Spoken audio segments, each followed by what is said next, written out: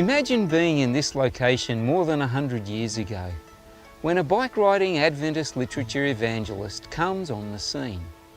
He has no idea that someday his visit to this small town would affect thousands of lives and reach around the world.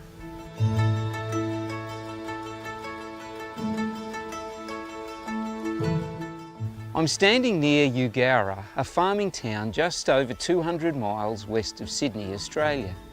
In the 1890s, a literature evangelist by the name of Philip Reiki pedalled his bicycle down this road.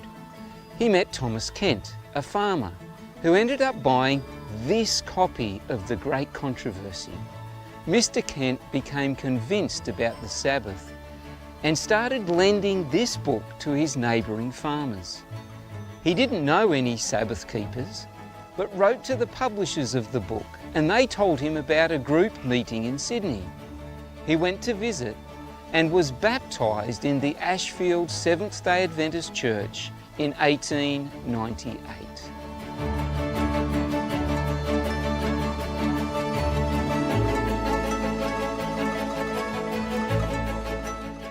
When Thomas returned home to Eugowra, he gathered other families together and started a church in his home. Later they built this mud brick church that is no longer in use. Little did Philip Reiki know what would be the impact of selling that one book. The legacy of this small group of farmers on the Seventh-day Adventist Church in Australia and around the world has been profound. Their descendants have included more than 100 denominational workers, pastors, educators, administrators and missionaries in the South Pacific and throughout the world. Churches have been planted and thousands have come into the church through their ministry.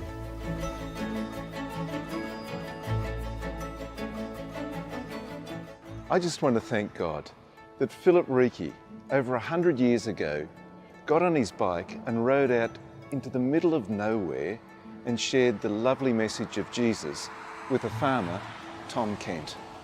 You see, that farmer was my grandfather's grandfather. And so there's a small group of us.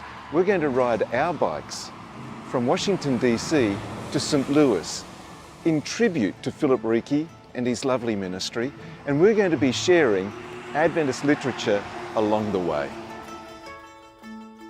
I put in months and years of hard labour with great controversy, and I knew I was sowing seed that would one day bear fruit.